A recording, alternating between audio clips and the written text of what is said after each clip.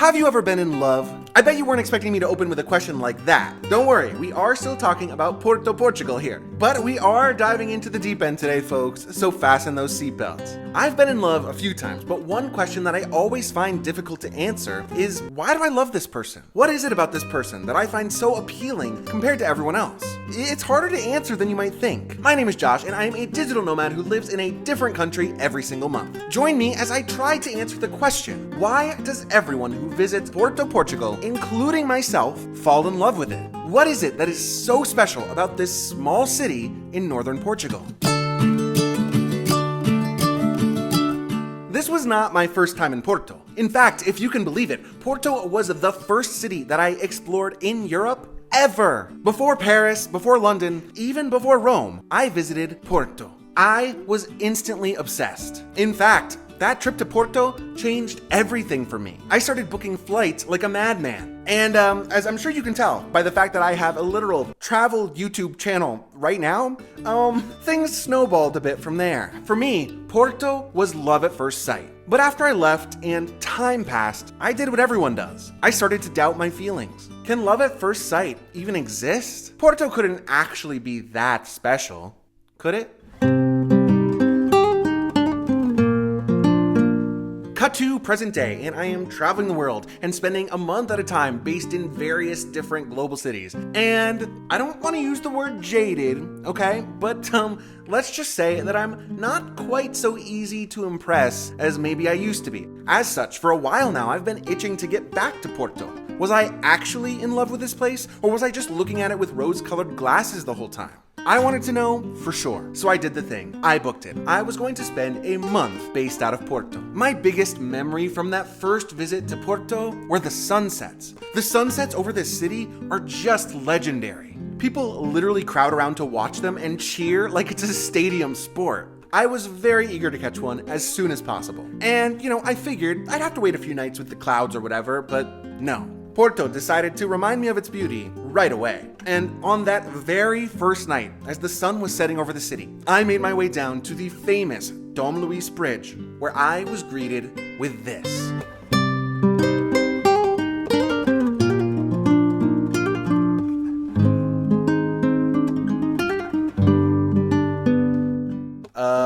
Okay, yes, just as beautiful as I remembered. Okay, seriously, wow. But love isn't just about beauty. There has to be substance, connection. I found that in so many places in Porto, but unexpectedly, I found the strongest connection through a moment of disaster. Millions of people across Spain and Portugal have been hit by massive power cuts. Trains stopped, planes were grounded. For about 12 hours or so on April 28th, 2025, the power went out across the entire Iberian Peninsula. At the time, I was sitting in my apartment working. I noticed that the Wi-Fi was out, but as I went to reset the router, I noticed, oh, actually the power is out in the entire apartment. But when I got outside, I very quickly learned this wasn't just a power outage in my apartment or in my building. This was affecting the entire city of Porto. I texted my mom with the small amount of cell reception that I was getting to see if she could send me any news or updates about the situation. She replied by sending me an article from The Guardian with the headline, "Tens of millions across Spain and Portugal hit by huge power outage." Oh fuck. Everyone in the whole city was outside. The energy wasn't panic, but it was confusion. What's happening? The thing is, in times of emergency, you see who people and places really are. Their true colors. And I think that seeing the true colors of Porto is maybe the thing that made me fall in love with it all over again. The people weren't panicked. They were relieved. Without power, they didn't have to go to work. And also, without power, the beers in the fridge were gonna get pretty warm pretty quickly. So everyone sort of just went to a nearby bar and just popped a seat on a patio somewhere and started laughing and drinking and making the best of it. And to be honest, that energy rubbed off on me as well.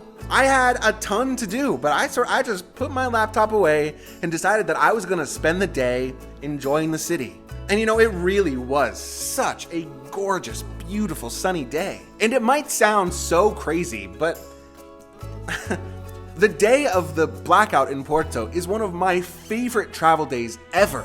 I had the chance to share in a unique once-in-a-lifetime moment with the city. And seeing everyone's honestly very pleasant response was such a highlight for me. Thankfully, the power came back on shortly after nightfall. I just drank a beer and sat at the open window of my apartment, listening to the people cheering anytime power came back on in any of the surrounding neighborhoods. Porto is undeniably so beautiful on the outside, but you really fall in love when you see what someone is like on the inside. I really feel like I saw Porto's heart that day. It was really special, and I'll never forget it.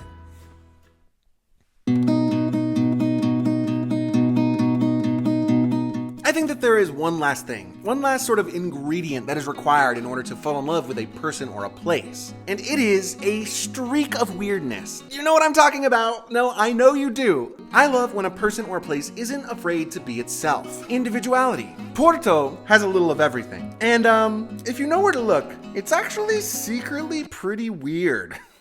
Most people know about the gorgeous blue tiles that line the city, the stunning Douro River that separates Porto from Vila Nova de Gaia on the other side, and the waterfront. But less people know about how weird things get over at the wine cellars. Now, technically, everything on this side of the river is not actually Porto. Technically, this is Vila Nova de Gaia, but it's all generally one place. And so, I have to show you this. This entire building it's massive. Inside, there's a person playing organ music periodically throughout the day. And the intention of all of this decor, all of this music, is to sell cod cake and port wine, like specifically together as a combo. Like literally all you do here is just you sit and eat your cod cake and listen to organ music.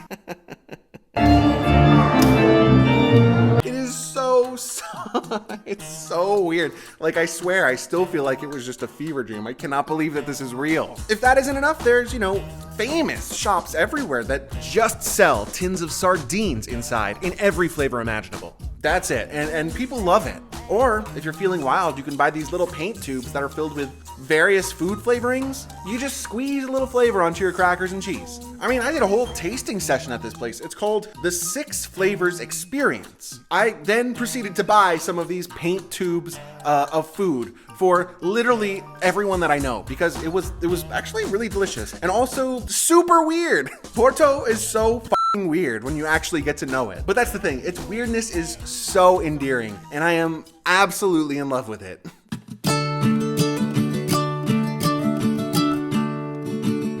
Porto was the first city that I ever visited in Europe, ever. And I've been to a whole lot of cities since then, but even so, I still love Porto just as much as I did before. It is my favorite city in all of Europe, and very possibly my favorite city in the entire world. I really mean that. Through my month there, I spent so much time just walking the streets of Porto. And, it's pretty tiny. I sort of feel like you could drop me almost anywhere in town, and I would have been able to find my way back to my apartment without looking at a map.